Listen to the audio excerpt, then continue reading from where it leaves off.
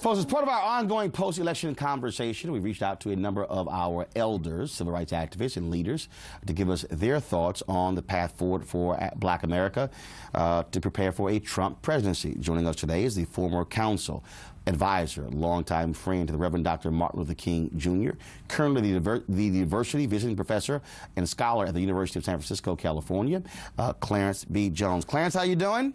Hey, buddy, how are you? Always great to talk to you, sir.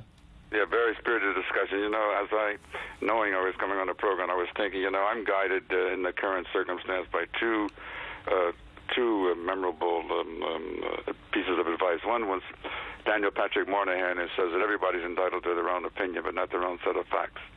The other is from Brother A. Philip Randolph, legendary, the chairman of the March on Washington, but president of the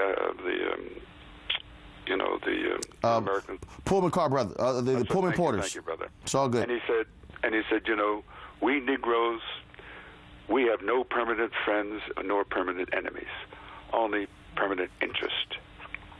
Okay? Only permanent interest.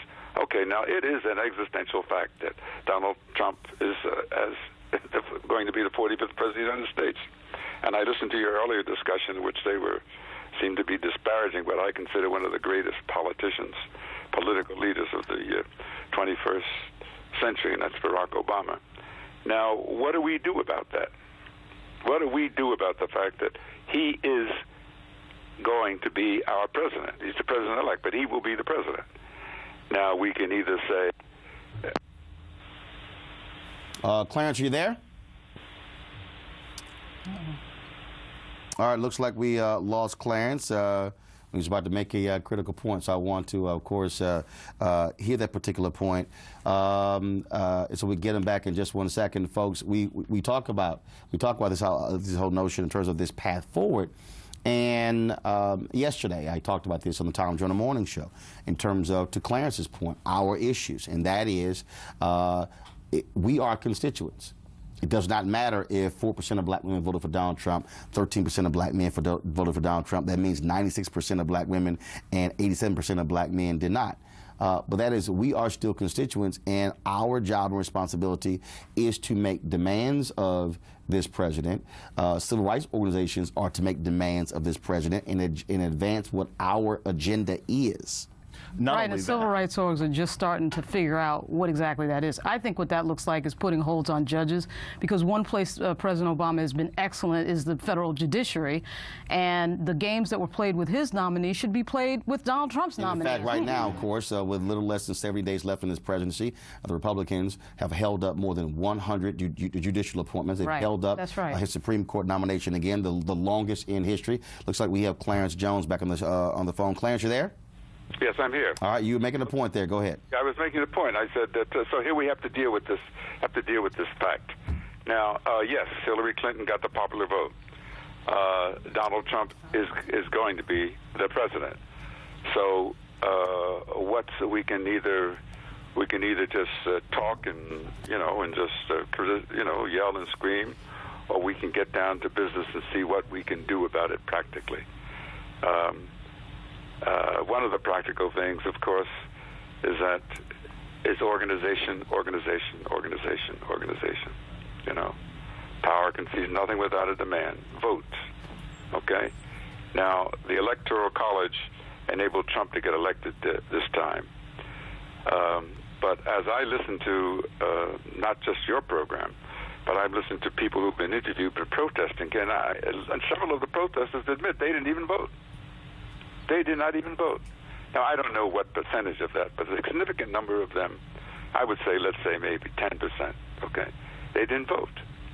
Now, you can't just complain, as we used to say years ago, and lollygag. You can't complain. You got to go out and do the basic work of organization. And the simple political facts are, I don't have them all in front of me now, but the percentage, for example, of participation, of voting participation, of African Americans in key places like Cleveland and Ohio was down significantly than than in 2012. So, Clarence, here's the deal. When you look at the end of what I call the Second Reconstruction of the Civil Rights Act in 1968, the death of Dr. King, also after the passage of the Civil Rights Act, Voting Rights Act, and the Fair Housing Act as well, what must African Americans be doing moving forward? What must be the agenda of Black America for the next 4 years with Donald Trump in the White House? The agenda has to be block by block organization, voter registration. And the other agenda has to be that the leaders of, speaking about the Democratic Party, the focus of the Democratic Party and its seats of power seems to me has to shift from what I call the Martha's Vineyard, San Francisco, Washington, D.C., Los Angeles, New York City base, into a base that's more broadly based and national across our country. And I think you're going to see this in the struggle for the leadership. What do you say? What do you say to young African Americans who've only grown up with a black president as their leader? Folks are frustrated. They're despondent. Folks are apoplectic, sad. What do you say to them? I got about 45 seconds left. What is your message to them? Because let's be honest, there were many African Americans who were feeling, and granted, it's totally different with the death of Dr. King. It was different with the death of Dr. King in '68, and obviously this, but this feeling of, oh my God, what happens next? About 45 seconds. Go ahead. Okay. Meyer Lansky said in the film The Godfather, this is the business we are in, talking to Corleone. If you want to have power, you have to work on a grassroots basis to get it. It's, yes, you can vent your anger, I'm angry, but in order to make a change, you have to deal to my young brothers and sisters. If you want to make a change, you have to take the time to organize to make that change happen. And in the system we live in, that system is block by block voter registration. All right. Clarence B. Jones, always good to talk with you, brother. Thank you so very much. Thank you. And also, happy birthday again. I appreciate it. Thanks a lot. Okay. Right. Thanks. Folks, I spoke about this whole issue of people feeling despondent and sad. Boy, psychologists all across the country have been booking people in their offices angry with this election. Well, we'll talk to a leading black psychologist up next about what does it mean, people's anxiety about a Donald Trump presidency.